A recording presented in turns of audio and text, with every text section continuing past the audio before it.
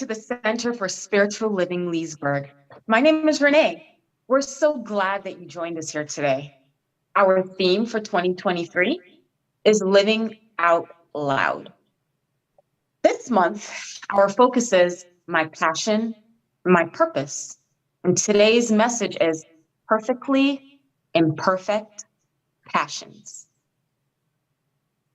And it will be given by our guest speaker, actually not our guest speaker, our regular awesome speaker, Charlene Banks.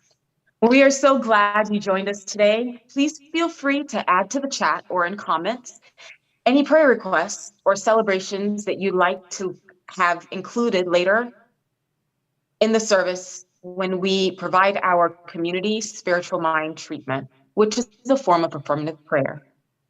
We invite you to get comfortable and relax into this moment as we officially begin our service with this welcoming video.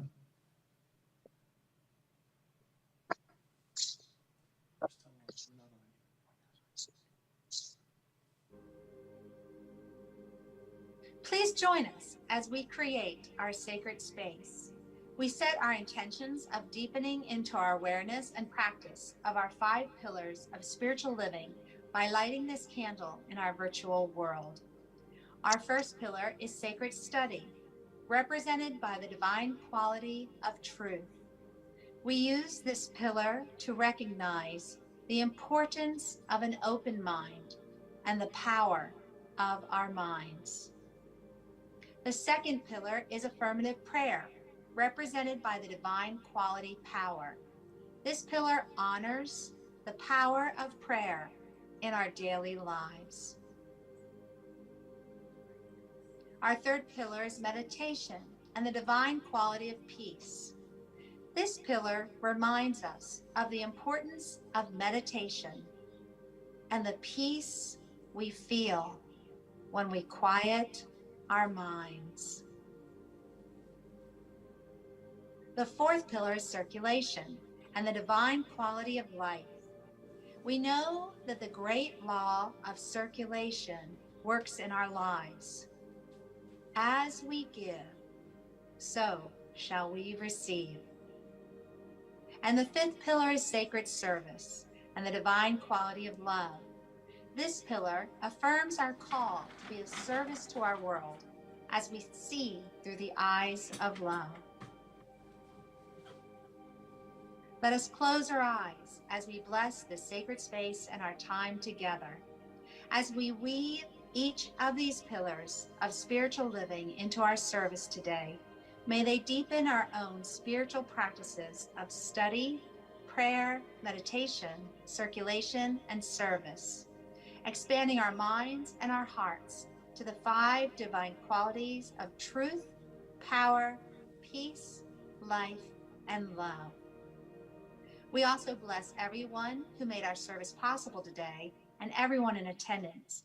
May the energy of love that is generated here bless everyone abundantly, and so it is.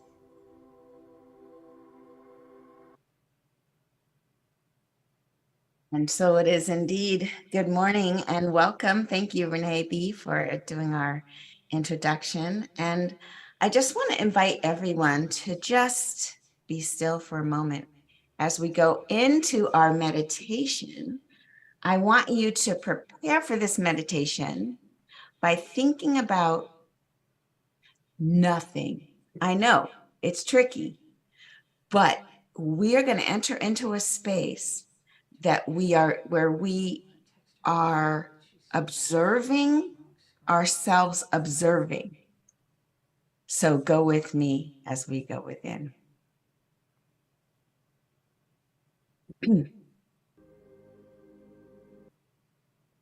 That's the one. So taking a deep breath in and breathing out.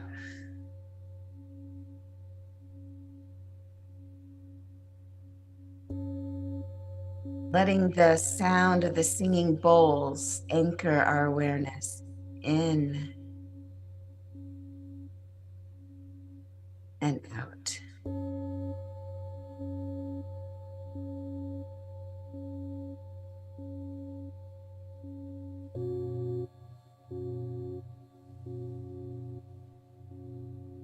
we're going to bring our awareness and keep it on our breath.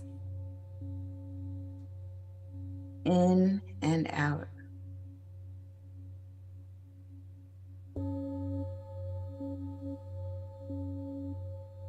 Notice whether there are any thoughts and bring them back to the breath. In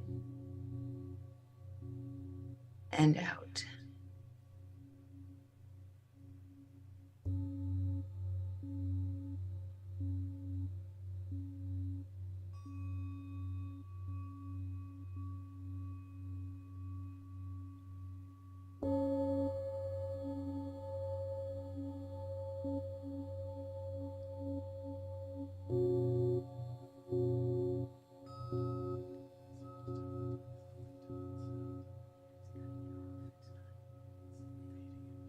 Mind can stay busy, but our attention can be still.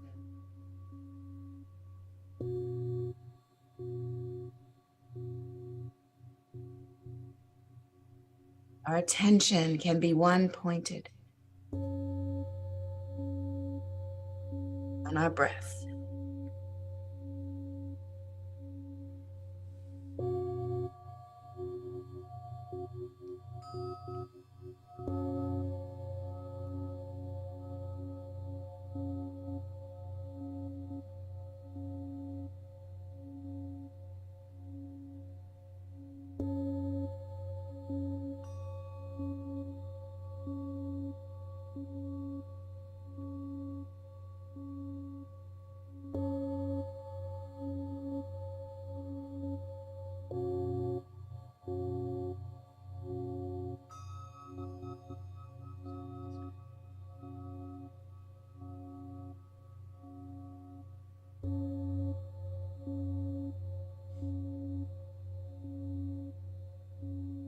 The breath.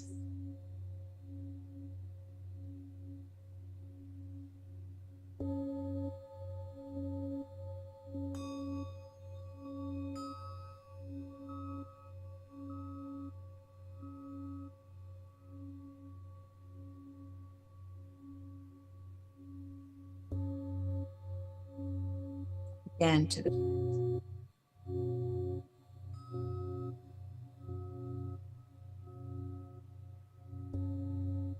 in and out.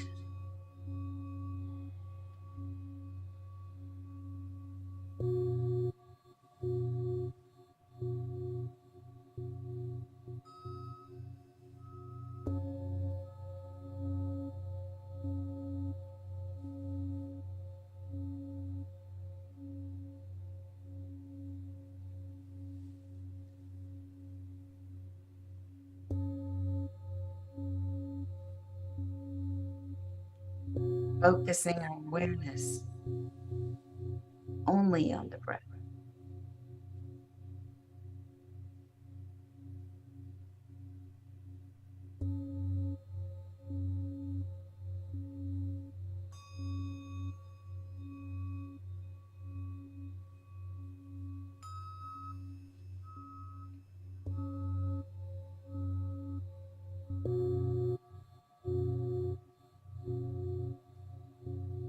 Letting go of any thought that is not the breath.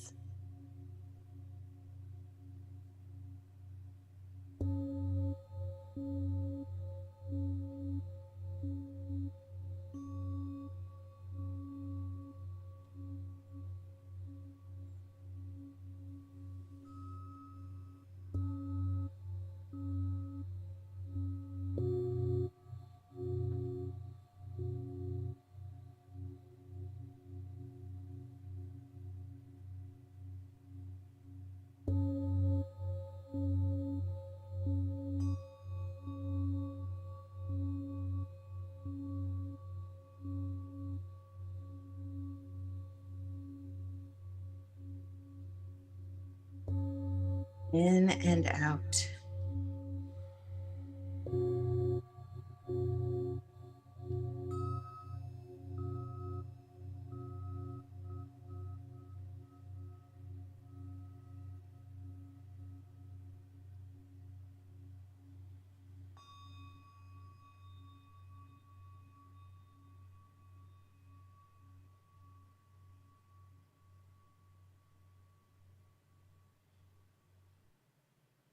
Hmm.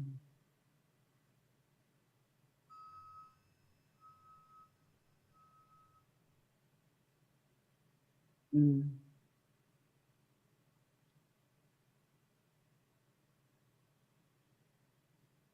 And now, with this breath being the center of our awareness, I invite you to return back into the room and just keep in mind this breath is always breathing us, as us, in and out. Even in the midst of any circumstance, we can always return to that breath and quiet the mind. But for now, let's get right on to Dan and Erin of the Soul Pajamas. They're here to bring us some wonderful music. Hey, guys. Hello. We were casting about for the right song.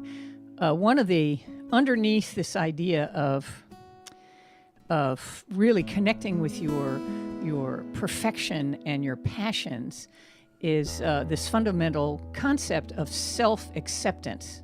In other words, you really have to get really okay with yourself in order to make this full connection. And so we were thinking, okay, what's a great song about that? And even though you won't think of this, you'll recognize it from your childhoods. But even though you won't think of this as a meditation song, it's the perfect message from Fred Rogers.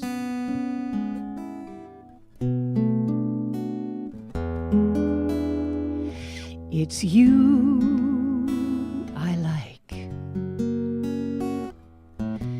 It's not the things you wear. It's not the way you do your hair. But it's you I like.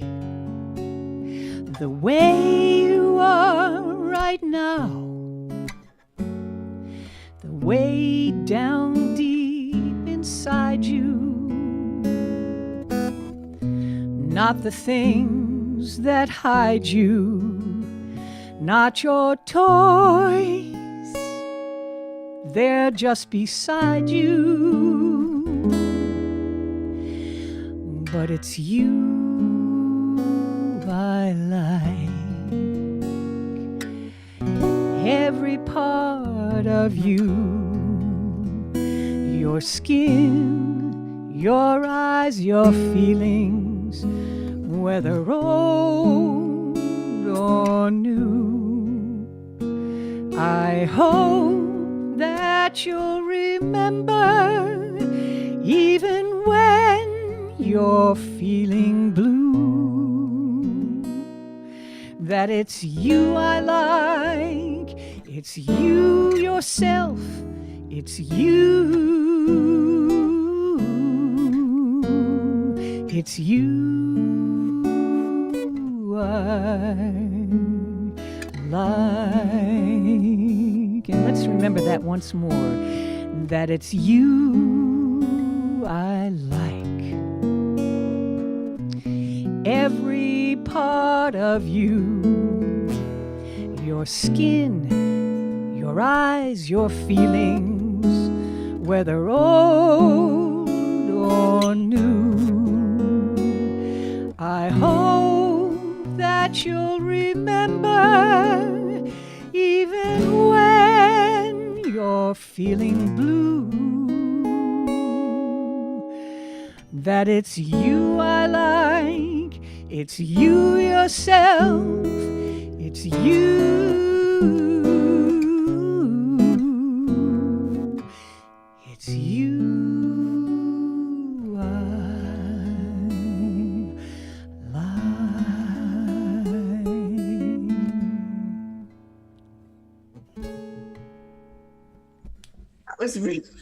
That was really good. I could see Mr. Rogers singing that. That's Mr. Rogers, right? Do I have that right? Okay, making sure. Aw. So I love that song because it's perfect for this talk. The talk title, this whole month we've been talking about my passion, my purpose. And a lot of us don't really believe that we have a purpose because of our upbringing and our conditioning. But really, it's about following our passion, which when I was talking about it a couple of weeks ago, I was saying passion always equates to fire and passion and all that. Some people have really tamped that down far enough that they don't believe they have such fire or such passion. So what I love about that song is just, man, not our clothes. It's not all the things that we put on to get people to like us. That this message is, I like you. Aww. And I need that message. We all need to hear that. So thank you, Dan. Thank you, Erin. And I want to harken back as well to our meditation. There's a reason why I had us just sit and breathe and think about the breath, or focus on, bring our awareness, our attention to the breath, because it is what's always with us. And it kind of can remind us that there's something else going on. We're part of something bigger. And the first thing they do in every sort of dramatization of someone who's getting out of control or having anxiety, you know what they tell them? Breathe. Because a lot of times we start to get that shortness of breath. We start hyperventilating, and that's not good. So the breath is important. And meditation is also important because we are divine beings. I know you hear that every Sunday. Every time you come and listen to me talk, I'm like, you're a divine being.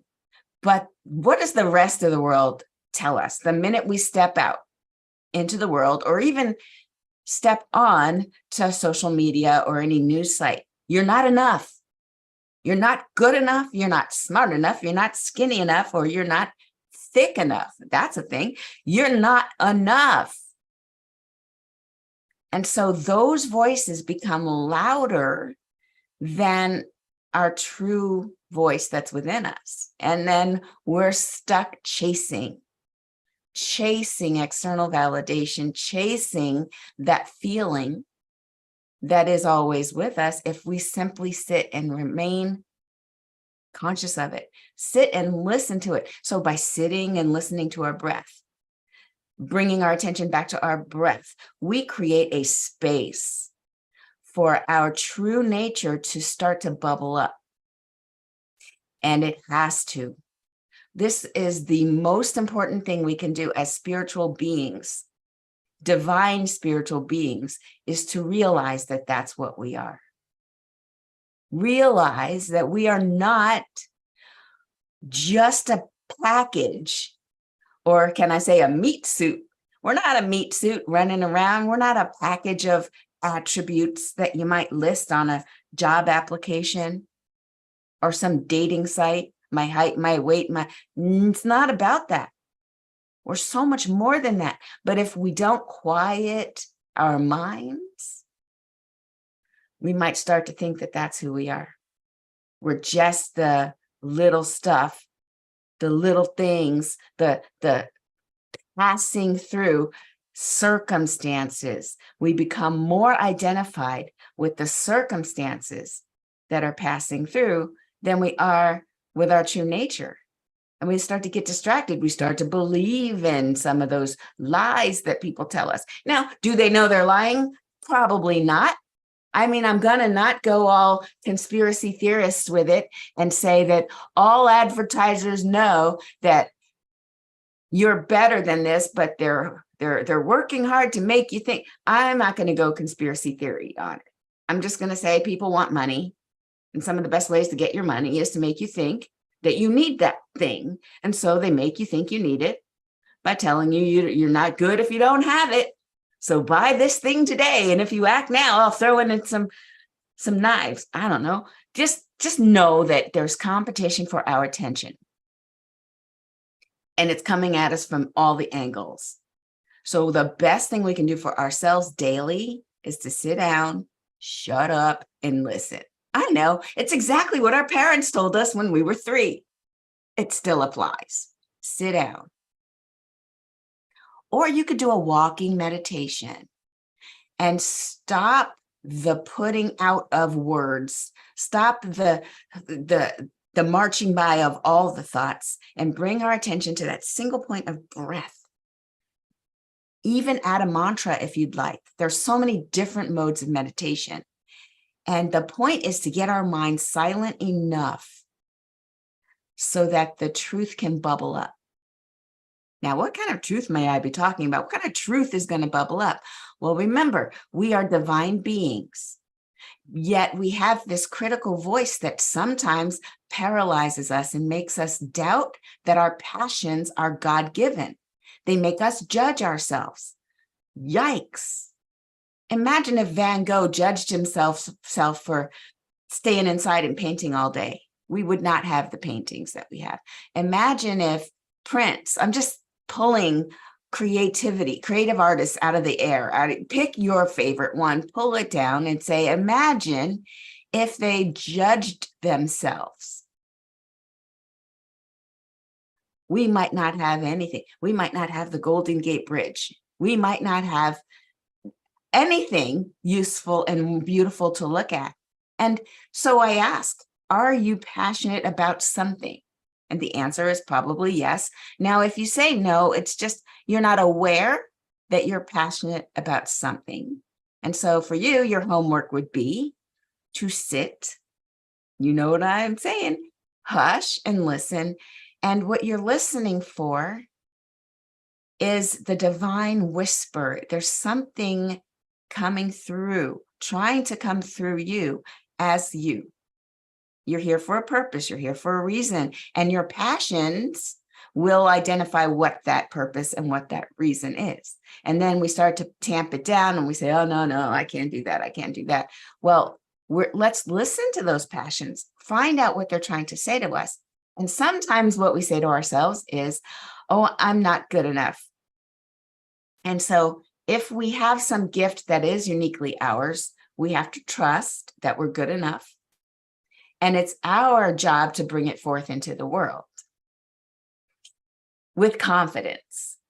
And so I was listening to a book on an audiobook recently, and the thought was that creativity is not just for the artists and the musicians and those that are celebrated in society. Each and every one of us, when we wake up, we move through the world, we're being creative. Even if it's just choosing a different route home because there's traffic, that's you being creative. And this person was saying, I'll give you references soon, but he was saying that every person on the planet is a pinpoint of the consciousness of the divine. And I'm like, oh, yes, that sounds familiar. We teach that. Every one of us is a pinpoint of light. And let's say it's a dark fabric. Imagine the dark fabric. We've talked about this before. Each one of us is a pinpoint in that dark fabric where the light shines through. And it does it in a way that's unique to us because we bring a certain perspective. We bring our point of view into it. And then we can become more useful, more valuable, more co-creative with the universe when we add our spin to it. Even in ministerial school, they tell us, they say, okay, you ministers, you're about to be ministers. Please don't get up there and just quote Ernest Holmes. I mean, he is our founder and he's amazing. There are quotes that you can read, but what you shouldn't do is just read his words because Ernest Holmes already did Ernest Holmes. Nobody wants Ernest Holmes 2.0.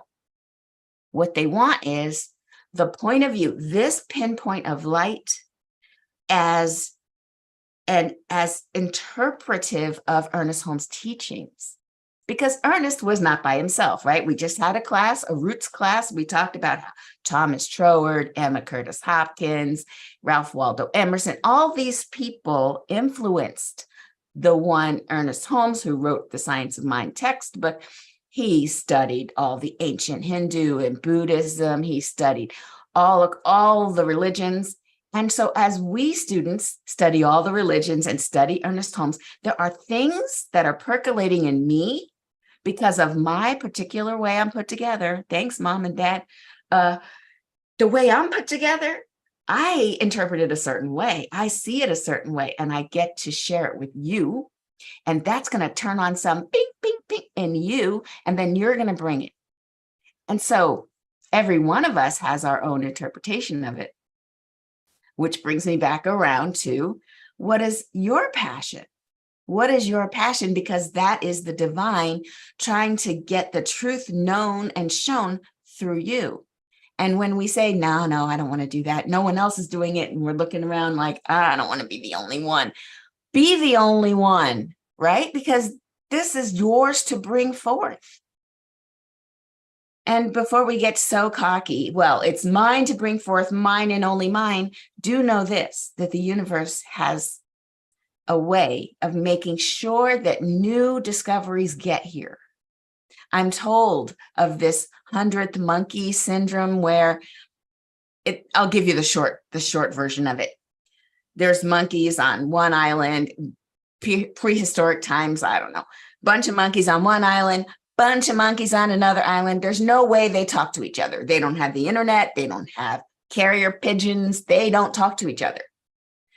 How then is it that one monkey broke open a coconut and figured out, oh my gosh, there's milk in the coconut?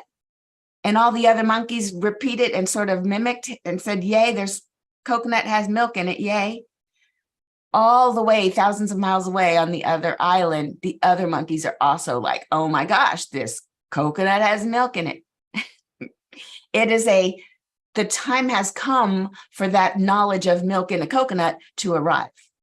So when we discover things, I think about a book I read about CRISPR, the DNA splicing technology, that there was movement in that body of research that 2 or 3 people had competing patents at the US Patent and Trade Office at the same time, unbeknownst to each other, all discovering the same movement and happening inside DNA. This goes on and on. You've heard about the young man who broke the 6-minute mile. Could be a 4-minute mile. I don't do running. Anyway, a really fast mile marker for years and years and years remained unbroken. There was a ceiling, there was a floor, there was a thou shalt not run faster than this. The human body can't run faster than this. So nobody ran faster than that until the one guy broke the record. Now everybody's running. And by everybody, I mean a small few. But listen, if it was a limitation of the human body, then nobody would be able to do it. There's something that happens where the awareness of the human race is ready to appear or ready to grasp knowledge. And so if you have an idea to invent something, you're probably not the only one that has the idea. If you don't invent it, it doesn't mean that, oh, Earth will never have fission or whatever it is you're thinking of. It will come through because it's time for that to come through. At the same time, though, I say pursue it if you have something that you're really trying to do. But then you have those people who don't try anything unless it's going to be perfect. Have you met those people? Are you those people? Let me tell you a story that I heard in my 20 years of practitioner time. I can't believe I've been doing this for 20 years. One of my classes, I heard this story and it stuck with me. I used to be a perfectionist. And I know some of you are probably laughing, ha ha. How could she be a perfectionist? She's so imperfectly imperfect, really. Well, when you're searching to be perfect, you end up doing nothing. So you end up just being a procrastinator. My perfectionism showed up as procrastination. Because if it wasn't going to be perfect, well, then I can't start it. Perfect is the enemy of good enough. So I never started anything. And when I did start it, it had to be perfect. I was my own worst enemy. Then I heard this story in one of my classes. There was a professor of pottery who noticed a trend in her students. So she decided to do a little experiment.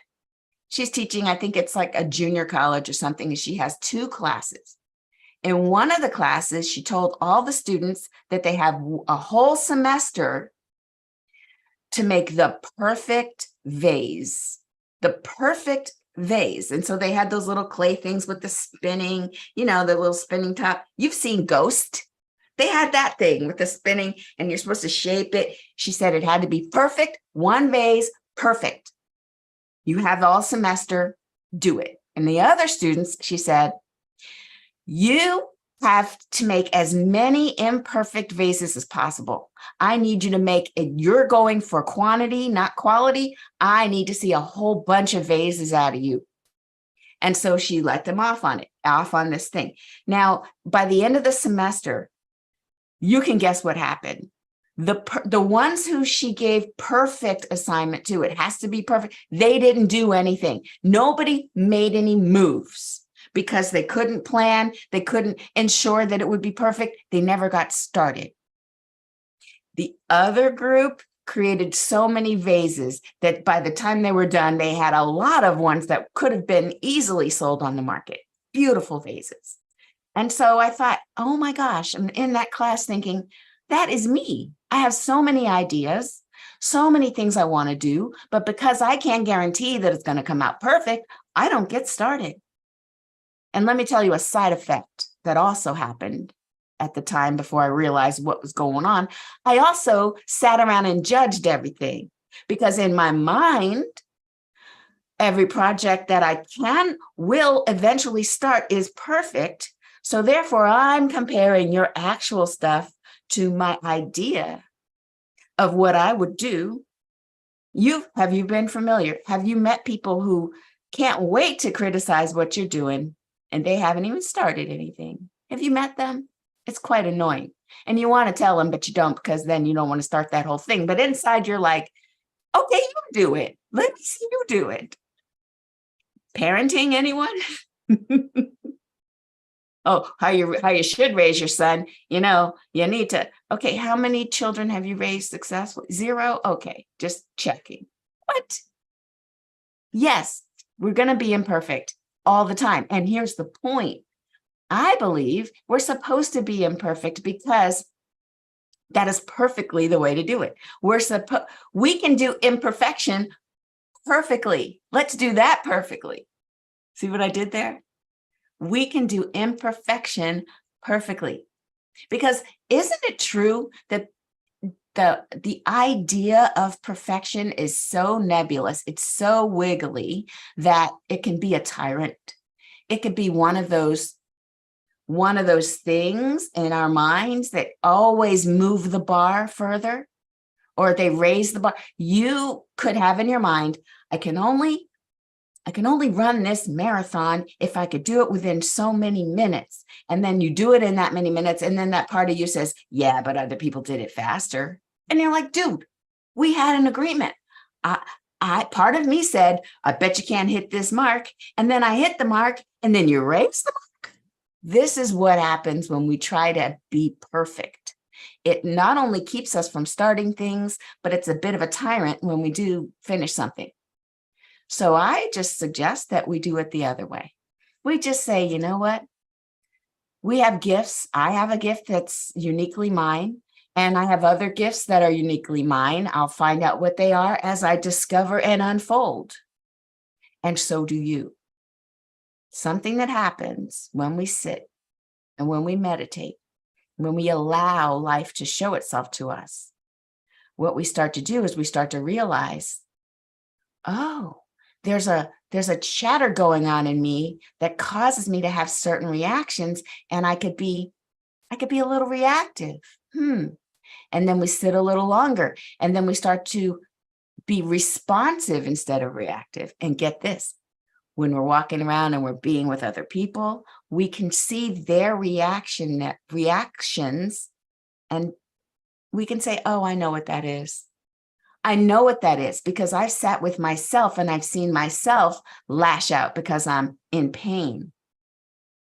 I've seen myself knee-jerk reaction to something and catastrophize. I've seen it in me. And so when I see it in you, I have compassion. I have compassion because I recognize what that is. And then I can see that, yeah, you're flailing, but you're not, you're flailing because you're drowning, and you're not drowning at me. You're just drowning. I can see that now. I don't take personally the fact that someone can't handle their life. They're just smacking around whoever's nearby. They're unskilled. And the only reason I see that is because I've sat with myself and I've seen, I can be unskilled. Oh yeah, that wasn't great. So we're doing this. We're not only sitting and being quiet and getting connected with our internal, the truth about ourselves. We're not only doing it for ourselves, we're doing it for everyone we come into contact with. It will raise our vibration. It will change the way we interact with everyone. They'll know that that's happening and they respond in kind. And it will be all unspoken. These will be unspoken terms, unspoken agreements, but you will begin to shift others. Now, Mike Dooley, who is part of a note from the universe. If you ever go to tut.com, they'll send you a note from the universe every day, personalized, something like, hey, Charlene, you are great today, or something really great. If you want to go there, Mike Dooley, who wrote Totally Unique Thought, TUT.com. He says, you treating any old job as if it were your dream job is the fastest way to spark the kind of life changes that will lead to your dream job. Now take dream job and put anything in there. Treating any friend like they're your soulmate will make enough life changes that you will end up attracting your soulmate. Add anything that you want and just treat your exact life, what it is you have right now, like it's the best thing ever and this is exactly what you wanted. It'll change the way the world vibrates around you. Because here's the thing. We're all different, those different points of light that are coming, that we are expressing as the divine. Here's the cool part. Everybody sees the world completely differently from us. We have, since we were born, created an internal world that experiences hot and cold relatively. Get this, it's relative. You'll know because like you'll visit Florida and there'll be people that live and were born and raised in Florida and they are putting on a jacket at like 60 degrees. They're freezing. And we from the Northeast are like, ha, you're so funny. Why? Why is it that 60 degrees and 38 degrees can feel the same to one person or to two different people? I don't get it. It has to be the fact that the outside world is not, it's not just objectively the same for everybody. I'm going to walk into a situation and feel some sort of way that's subjective to me. My whole self, bringing myself into a situation is going to feel one way. And some other whole self coming from a whole different background is going to feel a whole different way. We've got to make room for that in our hearts. And these days, when everything's so polarized, I feel like we're not allowing others to have their experience. We're forcing other people to see it just the way we see it. And we're not tolerating any differences and we're so quick to cancel everybody. We can allow other people to have their experience right here in the midst of us having ours and have more compassion than we do have the judgment and just have a bigger heart, allowing everybody to be perfectly the imperfect being that they're showing up as. Because when we don't, what are we fighting? It's crazy. How can you? It's like fighting the wind. How are you going to do that? It's the wind. So we need to, this I believe is how we change the world. We sit, we silence ourselves, and we listen. We find the divine beingness that's in us, that's percolating up, that wants us to be whatever it is it's trying to express. And then we do that. And then we also make space to allow everybody else to do the same. And in that, I believe we will definitely have a world that's healthier and more whole. All right, my friends, that's it for the day. Let me take us into prayer. Are there any prayer requests? No?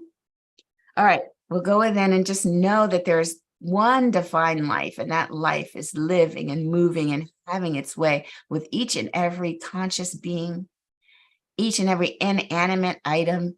The universe is expressing itself in and through and as all of it. The divine spirit, the perfect, loving, whole, all-knowing energy that is behind all of this is also within each one of us.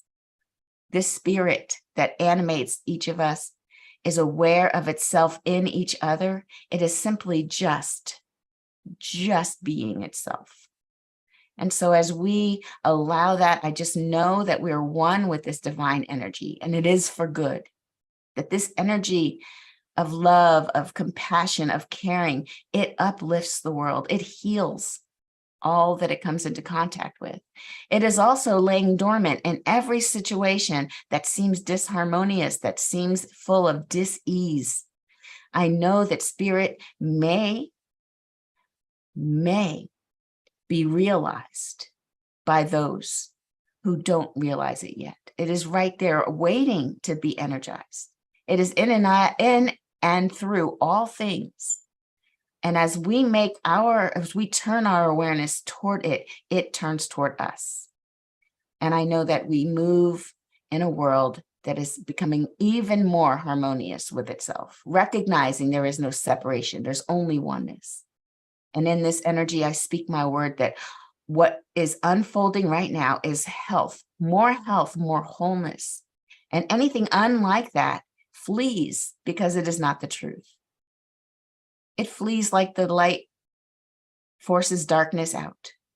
It simply is the light that we are. And so as we move into the rest of our week, I speak my word that every situation is becoming illumined with the truth of the divine, and that all is well even now. I release my word into the law. I'm grateful, knowing that it is always saying yes. The law says yes. And I accept that. And so it is, so I am. Ashe. And we have Dan and Aaron coming on back with some live music.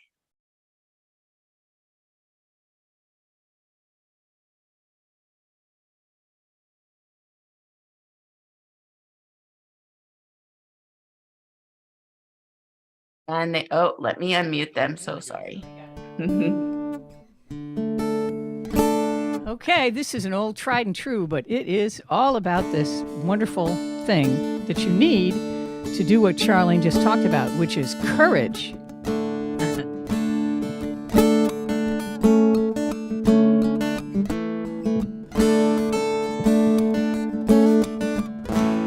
What would I do if I knew that I could not fail?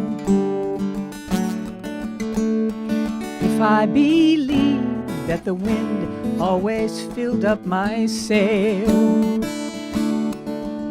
how far would I go? What would I achieve? Trusting the hero in me. If I were brave, I'd walk the razor's edge, where true believers dared to tread, and never lose faith, even when losing my way. What step would I take today if I were brave? What would I do today if I were brave? What would I do today if I were brave? What if we're all meant to be what we secretly dream?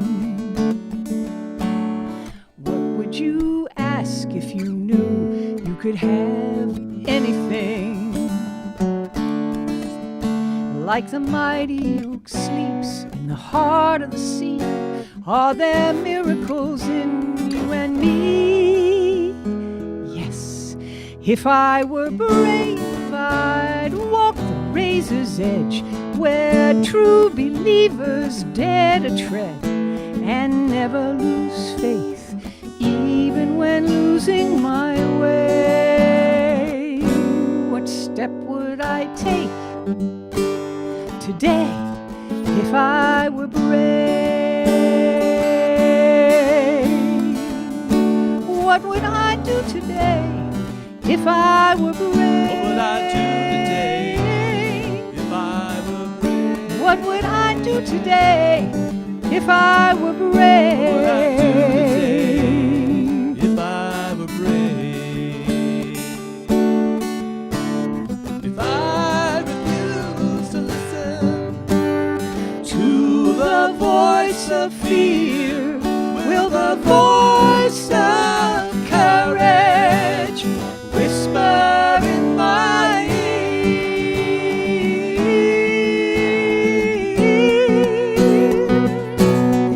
If I were brave, I'd walk the razor's edge, where true believers dare to tread, and never lose faith, even when losing my way. What step would I take today if I were brave? What would I do today if I were brave? What would I do today if I were brave? What would I do today if I were brave?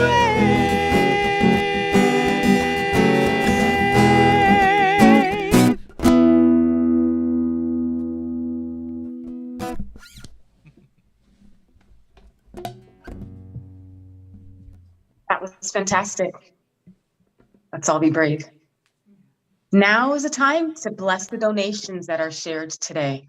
At CSL Leesburg, we believe in the law of circulation, so we are a tithing community. The donation shared with our center blesses everyone, those who give and those who receive.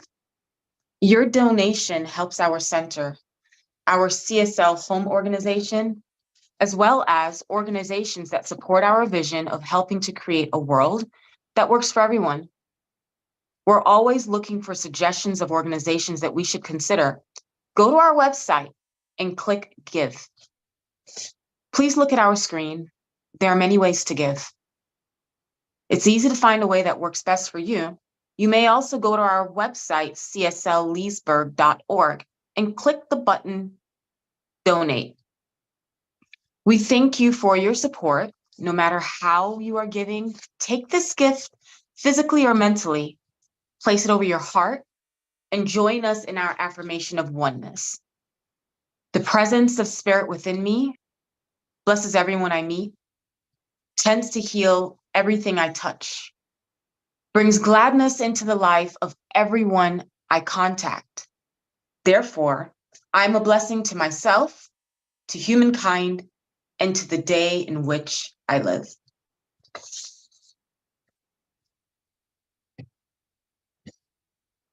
We don't have any announcements. Well, Sunday lunch brunch is back.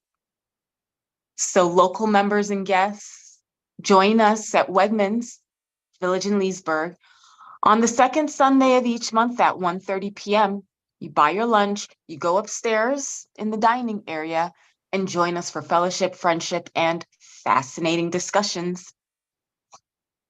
We may do that today because nobody was here last week. So if you're coming, it's today, August 20th. Okay. Go ahead. All right. So as we end this sacred time together, let us once again place our hands over our hearts and say, I am love. I am Now, love. yeah, you are. Now point at someone near you or to our members and guests on the screen and say, you are love. You are love. All right, now put your hands up in the air for some love sprinkles and say, it's all love. All love. All right, if you can stay for a few minutes, please feel free to join us as we share our pearls, those little nuggets of our service that spoke to our hearts and minds. If you're a visitor, please stay and introduce yourself. Would love the opportunity to officially meet you. If you have to leave us, we know that you will have a day filled with love, joy, and blessings. Thanks for joining.